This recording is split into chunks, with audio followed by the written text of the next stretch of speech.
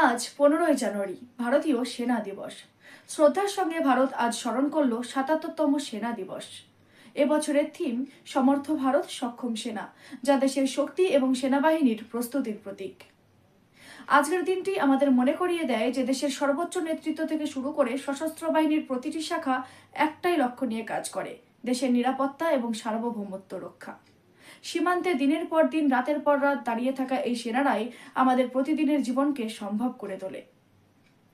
আমরা পরিবার নিয়ে যখন নিরাপদে থাকি, তখন অসংখ্য ভারতীয় সেনারা তাদের পরিবার থেকে দূরে থেকে দায়িত্ব পালন করছেন।